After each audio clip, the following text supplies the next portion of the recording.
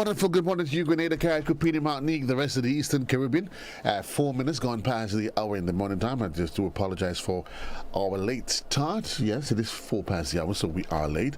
But indeed, we're happy that we're here to be with you in the morning on the GBN's television, Channel 7, Channel 11, and Channel 20 if you are on cable, certainly, or if you're joining us via the World Wide Web at www.gbn.gd or via our Facebook page or our YouTube channel. We say thanks for being part of today's conversation. As you've come to expect, on Thursdays we have members of the RGPF, Royal Grenada Police Force, and specifically today we're joined by members of the Community Relations Department officers, Noel and Charles. My dear lady, sir, good morning. Welcome to the program, and allow me to say Happy New Year to you both. Happy New Year, Joseph, and Happy New Year to your viewers and listeners. Indeed, indeed, indeed. It's always happy when we have the RGPF in studio with us to bring us up to date and up to speed on law enforcement matters, the operations, and the entire workings of the police force as it is. But the community relations unit, it plays a rather critical role.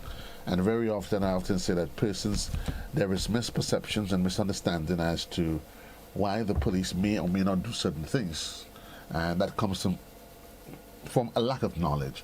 But you are the department that interfaces with the RGPF and the public. Critical role, day-to-day functions. But let's talk about what exactly is the role of the Community Relations Department, and Noel.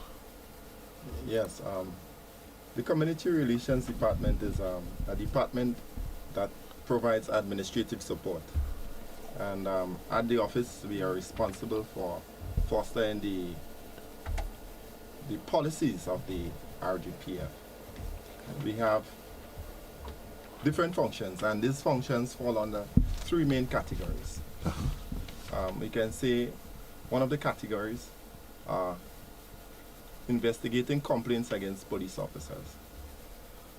Another is media relations, and the other community engagements. So these three main categories would generally compose what we do at the office on a daily basis. Right.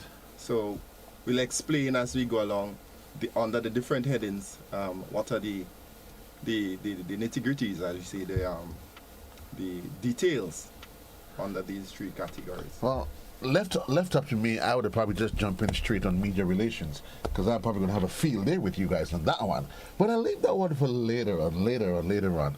But let's talk. You talk about reporting, investigating whatever incidents against other members of the RGPF. How exactly is that process detailed? Okay, so let me start by saying that this department is presently headed by Assistant Superintendent Simon Douglas. His 2IC is Woman Inspector Errolyn Gawi. And we have a very confidential staff, capable staff, very experienced in the different fields. When we speak about investigating complaints against police officers, we are not only speaking about criminal matters, but we speak about disciplinary issues, other civil issues, and other complaints that members of the public may have about a police officer based on the conduct that they think might bring the force into disrepute. And so when these situations arise, persons are free to come into our offices. Mm-hmm. Now, the location of our main office is at Fort George, the bottom of the hill, just on the left-hand side and going up. We have sub-offices at Grenville and Guelph. So you're free to come into our various offices based on your location and give a complaint, make a complaint, give a statement, which will be recorded. That statement will be scrutinized by the supervising officer or the officer responsible, to see whether or not there is sufficient information or details that would, create or establish a breach of policy or a breach of the law. Right. And then after that is done, that would commence the investigation. If there is sufficient information there, we'll go into the community, try to obtain statements from witnesses, from other persons who would have seen or who are involved in the incident. We would ask for reports from police officers in some instances, calling officers to the office, obtain, question and answers.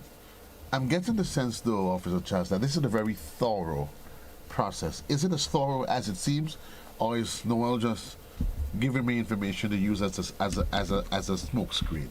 No, it is thorough. I should say it should be thorough, because when investigating, we have to get down to the nitty-gritty of everything. And also, we have to give the customer satisfaction. So we must be thorough in everything that we do. So he's not just saying that. It's necessary. It's interesting more and more in recent times. I keep hearing from the RGPF the word customer. And I'm assuming customer service is it hinges on the mantra that the customer is right, but there's always the perception, though, that police officers they're gonna look after their own, which is a reasonably understanding, because in the media fraternity we look out for our own. But there's this growing school of thought that seems to suggest, listen, doesn't matter what you do, the RGPF is going to cover its own. What say you? No, this is not always the case, because we have investigating matters already where some of the officers are presently imprisoned.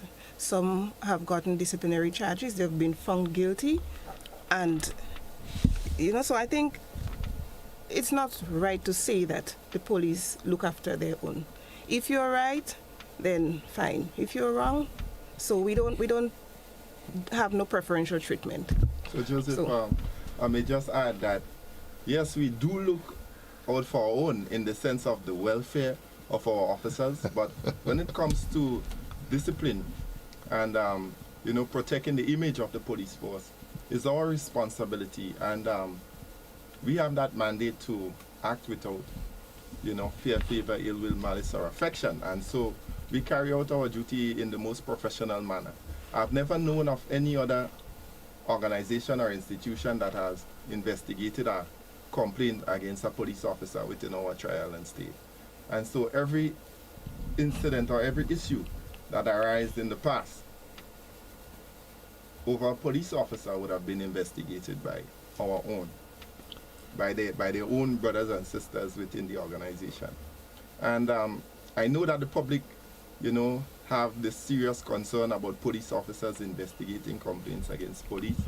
But as it stands now, we are doing our utmost to ensure that our investigations are done in this non-biased way, and that we bring the results as we see it, and as not only as we see it, but as the evidence would reveal.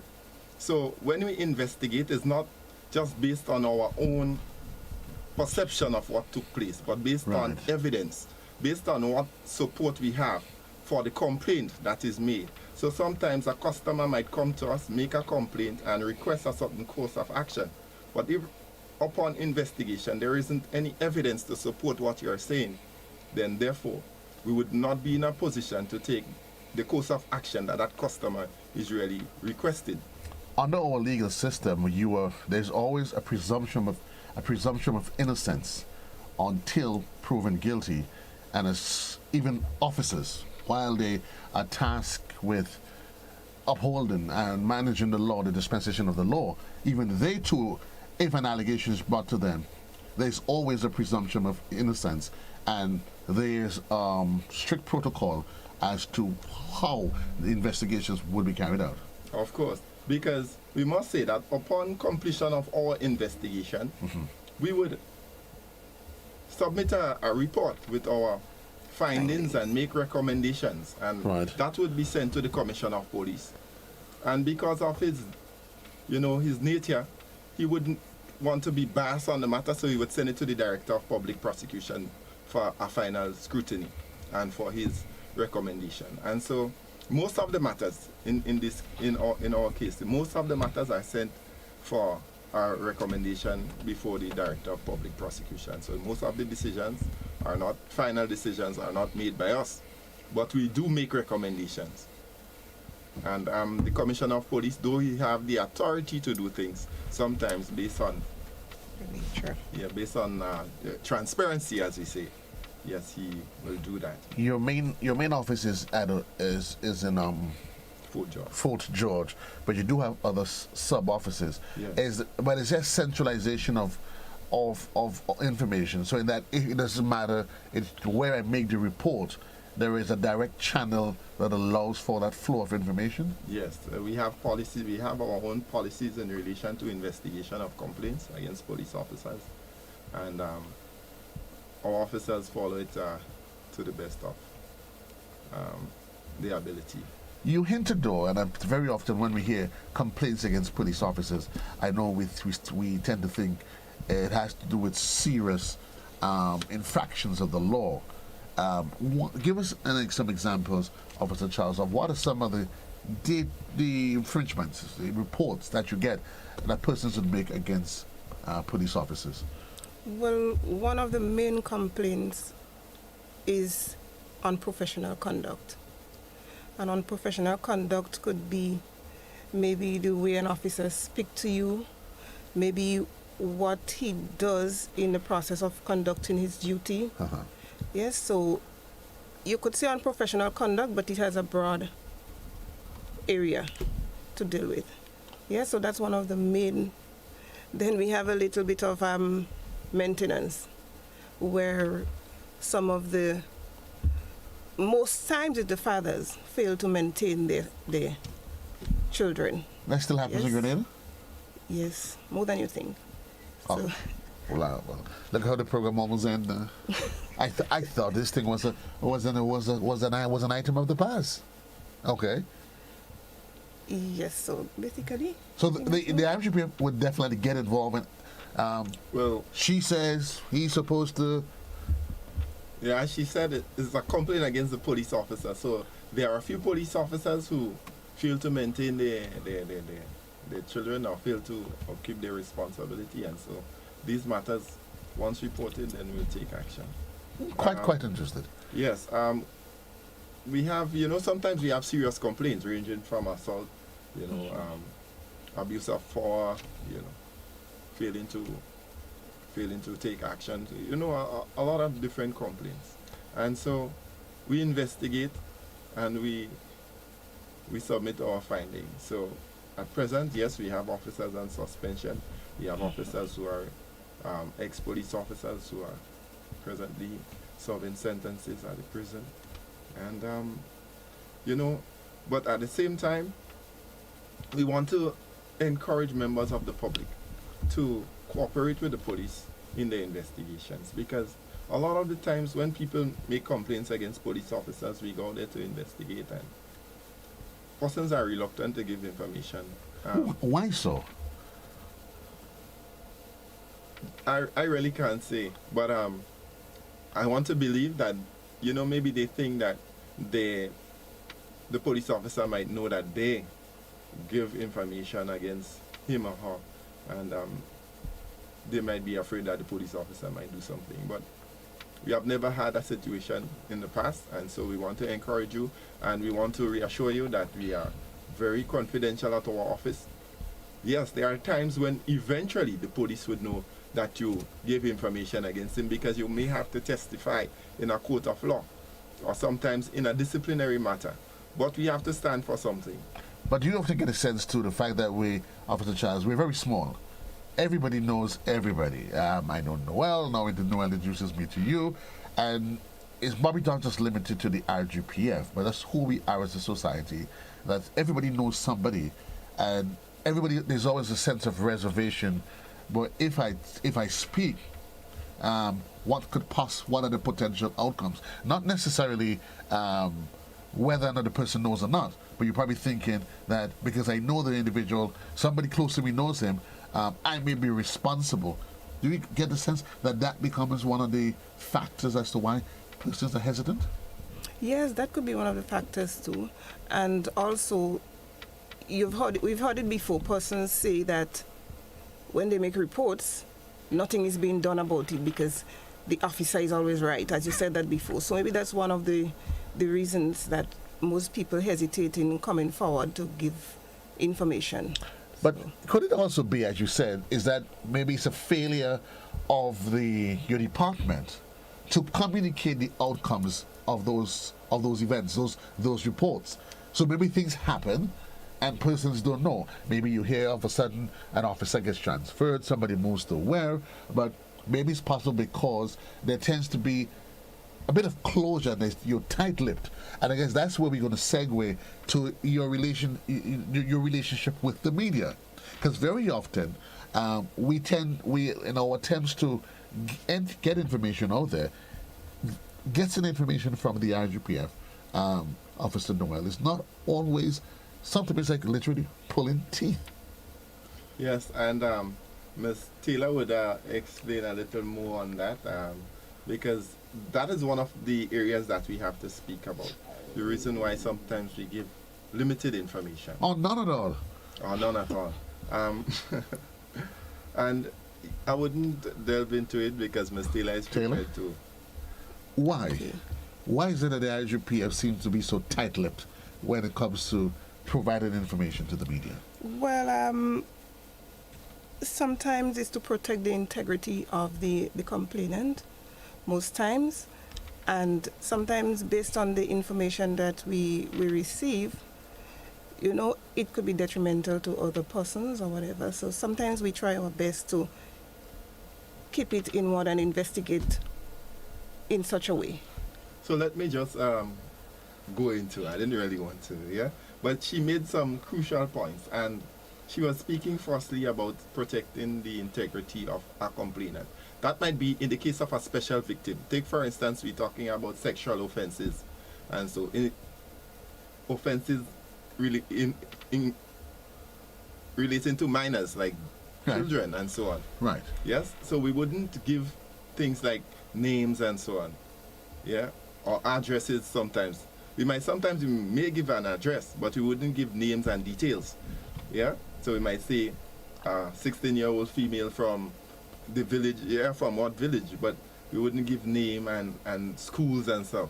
That is to protect the integrity of the individual or the institution. And that too, we could appreciate, because we too, in the dispensation of our duties, we understand that we do have a responsibility when it comes to those sensitive matters.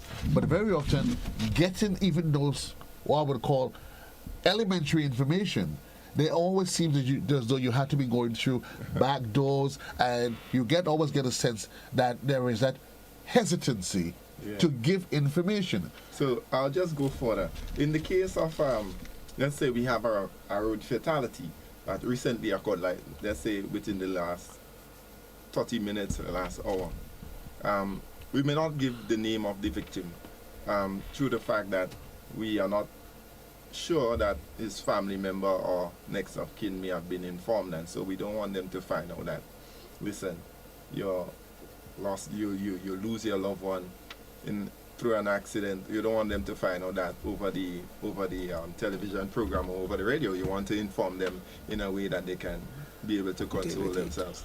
And so that is just one of the strategies that we use according to our media policy. But you can well appreciate you can well appreciate that may suffice 20, 30 years ago. We're in an era, the information is all over Facebook. The world is seeing it, and you attempting to get information. You're seeing a dead body on the ground, God forbid, and you're attempting to get the information. But then there's always seemed to be this traditional culture of, well, we have to wait, and an hour would pass, 2 hours would pass, and you start asking yourself, well, hold on. It's already out there. Yeah. What are you withholding? But remember that, you see, we operate based on policies, and until we have further instructions from our authorities, then we're not in a position to really do as we just want outside there. So we have this policy in place and we follow it to a T. We want to ensure, remember we are a professional organization, the RGPF, And we have to follow these principles. So we're not just going to be, we're not supporting that, you know, these things should be posted on social media in any way. I'm not saying that it you know, it's not, it don't have its good. But Right. we're not going to be, you know, supporting these just, you know, helter-skelter way of operating. And we follow our procedures. Another thing I wanted to speak about in relation to giving information. Now, sometimes, you know, Joseph, you're well established and you are a professional, so you wouldn't just call a station and ask any officer for information. No. Because you know the policy and the principle by now. So sometimes some officers have to get clearance to speak. Right. And so this would come from our office. So our officer in charge would first have to give the okay to another station or department to go ahead and speak to the media. And that too sometimes come as a delay or a hindrance for you all. I know it for a fact. Even sometimes from our office, not everyone is free to just give information to the media. Right. Because we have to filter sometimes the information, knowing that we cannot discuss evidence outside of the court. So sometimes the information that you might be looking for might be considered evidence. And that could first prejudice the outcome of a matter, or prejudice the outcome of the investigation itself. So a juror who would have listened to the program today and hear me saying on the national television that, you know, that John James, he killed Tom Sawyer by, you know, the 7 stab wounds he inflicted on him, the one to the chest, that was the one that the fatal stab.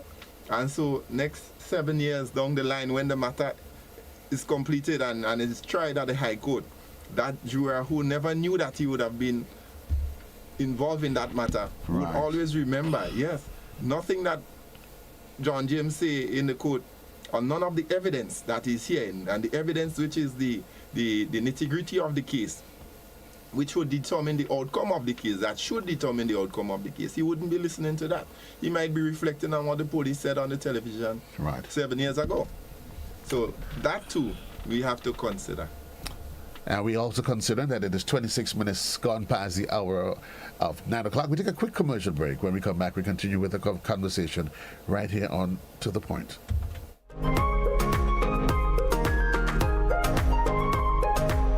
It's time that we realize that we must work together to thrive. The world as we know it, the sky and below it. Could I never have more wonder? Yeah, with life and all you see and the climate's changing. But hope is remaining. That we can't ignore the future. It depends on you and me.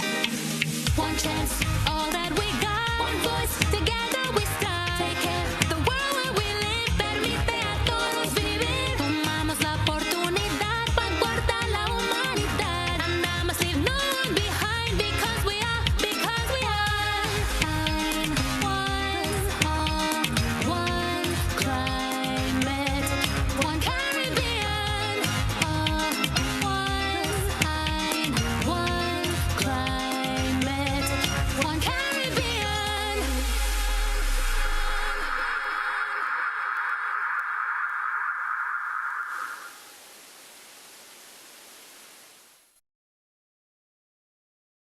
Looking for that injection of vibes and energy, of course. Well, I've got just that. Hi, my name is Gary Mr. Smooth, and I'm inviting you to join me on the Hot Morning Show on Hot 98.5, 98.7 FM. Weekdays, Monday to Friday, 6 to 10 in the morning. I've got a healthy dose of your favorite and most infectious hits sampled with information, news, laughter, and all the other ingredients that go into making the hottest morning show on the radio. The Morning Heat. And while you're at it, don't forget to hit us up on WhatsApp, 435-7517. We've got topics, we've got discussions, calls, voice notes, and so much more. But I can't tell you everything. You gotta tune in. The Hot Morning Show on Hot FM 98.5, 98.7 with yours truly, Gary Mr. Smooth. Kaboom! Greetings, everyone. I hope this message meets you and yours in the best of health as we join in encouraging all to act responsibly. COVID-19 presents the most serious and deadly challenge any of us will experience in our lifetimes. We must act now. We need to keep the Caribbean safe. We can all help to stop the spread of the coronavirus. Please stay at home. So Caribbean people, please stay home. Caribbean people, please stay at home. Please stay home. It's that simple. This too shall pass, but for now, stay home. Stay in your yard. Stay home, stay safe.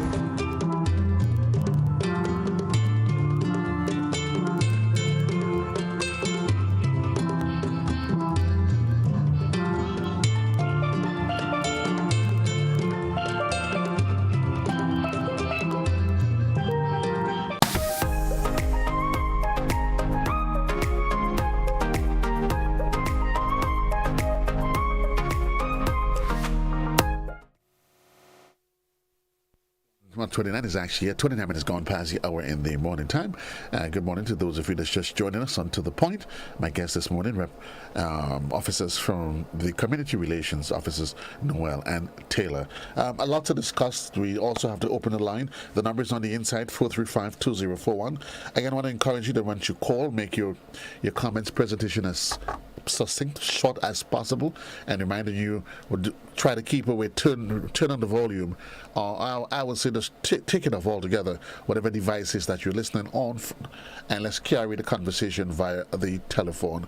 And certainly good morning to those of you that's following us via the social media platform, Facebook, Yulin Charles, Alistair Warwood Sr., and the rest of the gang that is there. Good morning, Nigel John. How are you? Yes, I did ask the question whether or not there's still men that doesn't mind it. They don't take care of their children. And believe me, it was asked deliberately and sarcastically. We know it happens, but I keep wondering, why should somebody have to go to your boss to tell you, boy, take care of your child? Now, if I ever find out that you're doing that, I'm coming for you. Well, you're one of the good ones. Gentlemen, well, sir, lady, in more recent times, there's a video that's been making circulation. I just want us, of course, just to speak to the public as to how these issues are dealt with from the public relations arm. We saw a video that went viral of a female on a school compound engaged in physical activities, literally getting physical with a student. And there are various schools of thought, Taylor, and I'm going to start with you as a woman. Before we get into that aspect, I know it would be an aspect that the public might be interested in. I would like for us to complete the functions of the Community Relations Department first, and I would like for us to deal with the community engagements before we get involved in this. But answer that one for me. Are we going to go back to that? So, where are we with that, though? What is what's happening from the RGPF's perspective? Is it that you have to wait for somebody to make, you've seen it? Are there cases where you would initiate an investigation, or does somebody have to literally call and say, listen, I need X, Y, and Z to be done? Well, before we get into this matter, this particular matter is one of the matters that we would treat the way that we treat the other matters. It's an active investigation, and so we wouldn't get into the details of this matter presently. But circumstances like these, the RGPF would show zero tolerance to this sort of action. And as we speak, I know that the matter is being actively investigated, and so in circumstances like these, the police would act swiftly in terms of, making an arrest, investigating, and then making an arrest and bringing that person before the court as soon as possible, so that an outcome can be arrived at. And I know that our judicial system, acts swiftly in terms of, bringing these matters to a closure. Examples should be set from my where I sit. I believe that, examples should be set, because it's not something that we want to be trending in our trial and state. It's something that, we stand. I know most of the people that are positive, we stand totally against such conduct. We know that we go to schools from time to time, Joseph, and deal with students who are conducting themselves delinquently, various ways, fighting, involved in illegal activities and so on. And we always, preach to the students, listen, you are responsible for your conduct when you are in public, when you are alone. And basically we expect that your parents likewise would be responsible parents who would talk to you and encourage you to go down the right road, to do things that are positive and that can contribute to the development of yourself and the different communities that you belong to. For instance, your school, your home, the football group that you might be a part of, and it goes for both males and females. We know that it's difficult for the teachers to do it alone, but we understand that at times fear can be a barrier between, instilling discipline in a child at school, because we see what is happening. The teacher might be afraid to intervene because of the way the parent might come to the school and react. But that was a glaring example of what adds to the breakdown in our society. Because the reason why I ask you is not necessarily to get into the investigation, because I know that is a no-no, but to hint and to say to us that anger management is not just a conversation that speaks to the children. And you often wonder, why is it our children, they behave the way that they behave? And I always I make the point that it is learned behavior. And that video that went viral is just a glaring example of why the RGPF has to be every day going behind the bus terminus, where, and literally have to be, fighting in a sense to get children to understand their role as children, and even adults to understand what is their responsibility to their children. Taylor? Well, we know that children come from different homes and they learn different things, and sometimes what they see as acceptable, it's not acceptable to society. They see mom and dad fighting. They see things like, this is how we deal with conflicts, right? We punch, we kick, we box, and then we take it to the school. They take it to the school, and because it's learned behavior, it's very hard. So we have to continuously and go into the schools and speak to them, try our best, and try to unlearn. I don't know if we can do that with everybody, but sometimes we get somewhere. Sometimes we get somewhere. And that allows us to create a loop, Noel, where we were talking about. We started because, of course, the focus is understanding and appreciating the role and functions of the Community Relations Department. That, too, that area is one of the areas where you're actively involved, going into the community, going into the schools, to get persons to understand their rights, responsibilities when it comes to how they engage or assume to take responsibility onto themselves. Yes, sure, and that would lead us to the third aspect of the functions of Community Relations Department, which is community engagement. And community engagement is an effort to prevent situations like these, to prevent or to de-escalate violence and crime, to inform, to educate, and to, build bridges. And so Ms. Taylor is prepared to speak on the functions of the department in relation to community engagement. So, okay. Mr. Taylor? All right. Well, some of our main engagements with the community is in the form of projects. Recently, we did this project where we did this short video where we brought awareness to the sexual offenses that take place with the young people. I was part of that video, and based on what was seen, it was so realistic that persons gave feedback saying that, they have learned something from it. Yes, also there was this other one, Stomping a Dirty Man. I don't know if you remember that or you are aware of that. And we also, we do different things that would sensitize the public, and to cause persons to be how should I say, better behaved, especially the young people. So these are some of the things that we do to sensitize the public. Yes, we also do the school visits, as you say, where we go and we speak to the sometimes it's not the whole school, but during the PTA maybe, or go to different classes upon the request of the teachers. So these are some of the things that we do basically. Do you, when you institute these programs, though, do you have a system measurement a mechanism in place that allows you to measure its success? Yes, because we time and time again, some of the problem students, we go back to the school, we speak to the teachers, we engage the children, and so basically it's from the teachers. Yes, we ask the teachers to observe, and then we find out, and sometimes it does help. It does help. So Joe, I just want to add that our school visits is not just a one-off. Right. We don't just go to a school like once for the term, but we make several visits, and we are trying to make it a weekly thing.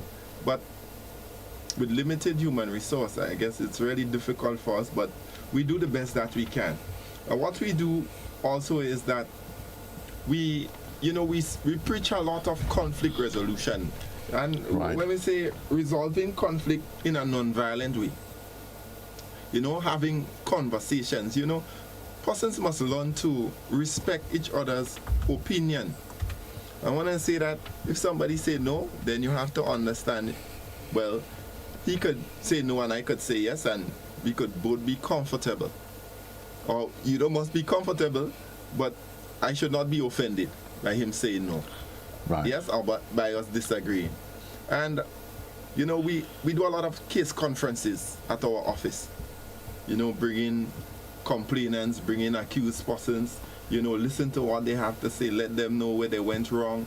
And in relation, we use the law a lot as reference to what we do. The schools that you choose to visit, though, is it done ad hoc, or is it done based on data that you collect that would say to us, we need to focus our attention in maybe that particular school or that particular geographic location? Joe, we don't only use data. Though we visit some schools based on data or based on requests, but we try our best to visit all schools, because we don't only want to be reacting, but we also want to be proactive. The schools that are well behaved, and so we want to remind the students, yes, it's a good thing. We want to encourage them and congratulate them. Give them the support to continue doing good. And those that are not doing so good, yes, we want to work with you. We want to help you to develop and to come on par with the other schools as well. So we don't only go to schools based on bad data, but we try to visit all schools within our communities. And so sometimes, as I said before, it's kind of difficult based on the amount of resources that we have available. Right. And the amount of work that we have to do, because remember, we have to investigate complaints, and it's only a small staff. I could count them on my fingers, yeah? So at Guelph, we have one person attached permanently, and somebody that the main station, is borrowing or sometimes make available to us to carry out our duties. At Grenville, we have 3 persons there. And at the main office, we have about 6 persons attached, but presently might be only 5 available. So maybe there's probably this probably is a time for an internal audit of the RGPF that would speak to how resources are allocated to what department or not. But while you churn on that in your head, though, we do have a caller that is on the line. Good morning, caller. You are live. Yes, good morning to you, Joe. How are you doing today? Wonderful, thank you. Right, have a great day, and good morning to your guests. Now, we have a serious problem. There is a breakdown in order, not law, but breakdown in order. And over the years, I have been saying we need full-time psychologists in every single school. I have been preaching this for many, many years. We need to bring to the school, we say anger management. But mental control, how do you control the mind? How do you control yourself? And that's what the psychologist is going to do. Because every single thing we have to do, from law right back, we do it in anger. Every single thing, the business, the private, they do the same thing, anger all the time. And so that is what we practice. And what we've seen on the street now is what was incubated. So we have to go back to the schools.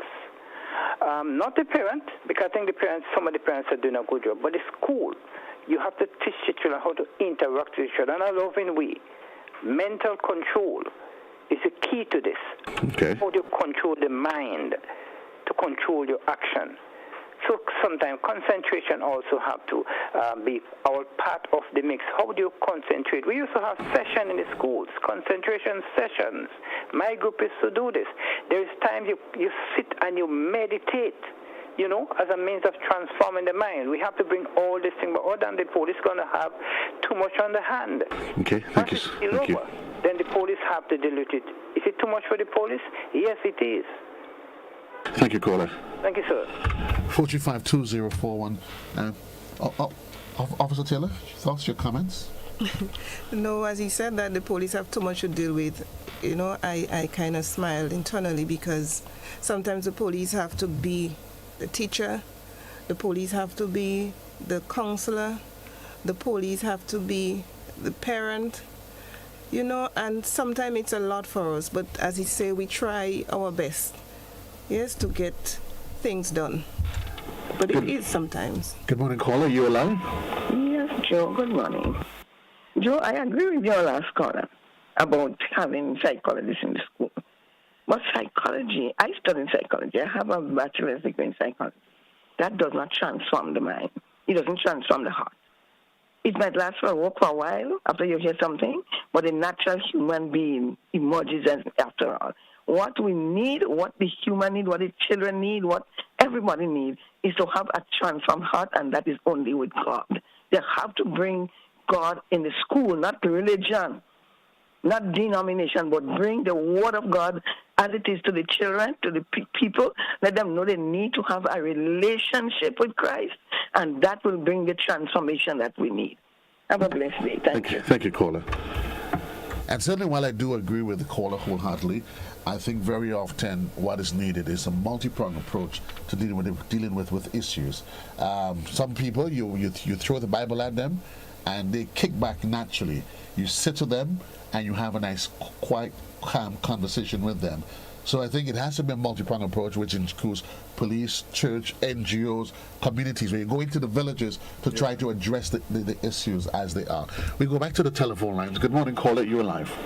Good morning, Joe, and good morning to your guests.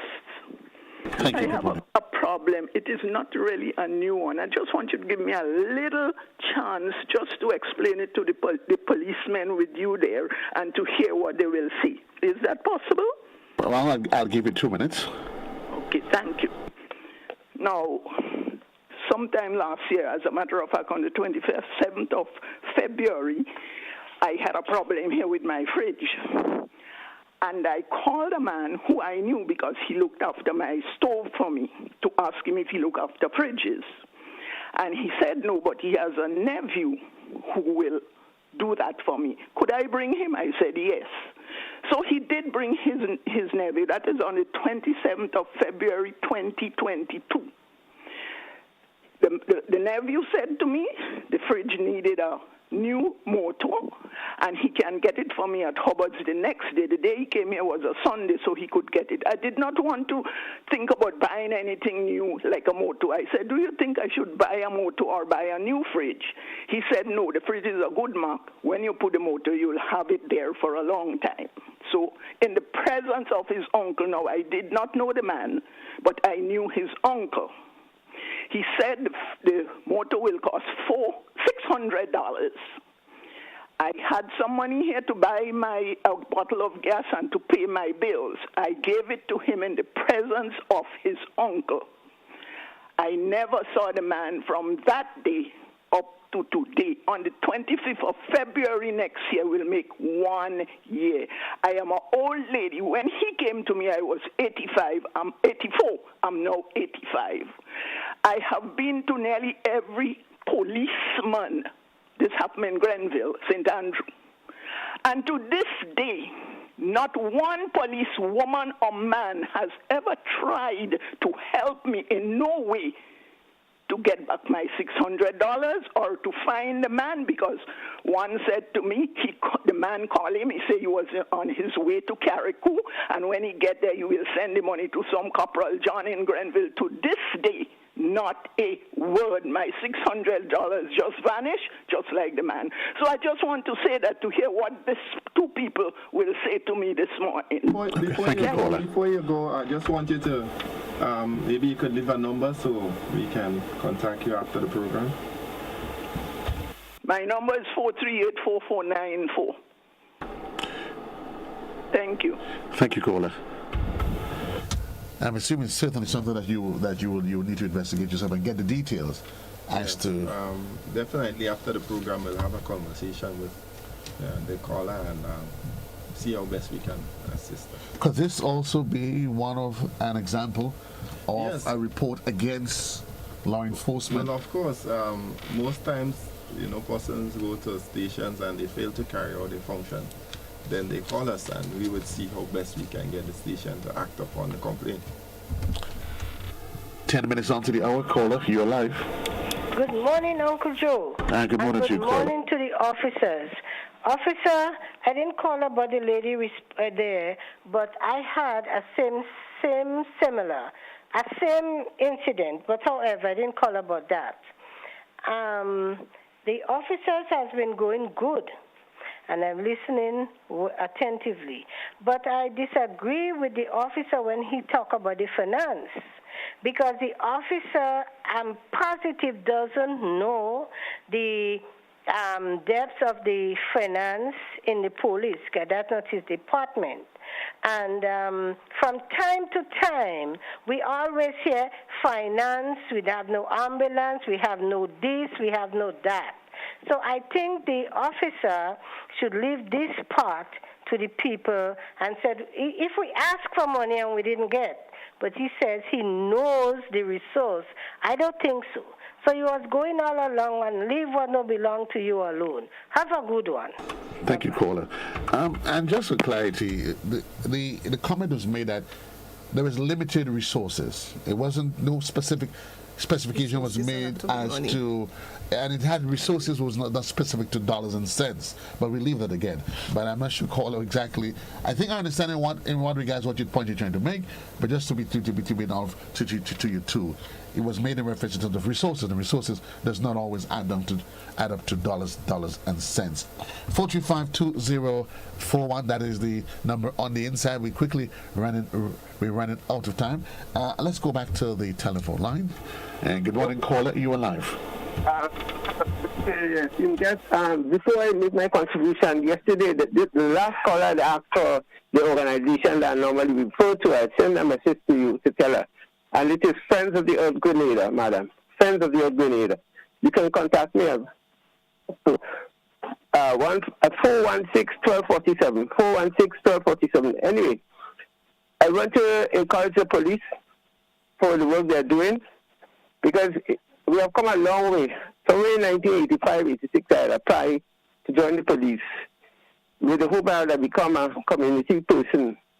And I was unceremoniously, although I passed the exams, I was unceremoniously denied, simply because I had a disability. So I'm very glad that we have reached a stage where we have a community development, a community relations department. Having said that, I think there's some lapse, and I could understand when they say about resources. For instance, some of the things that the police did in terms of community work can have a good impact on people. And then, talk about community, engagement is important.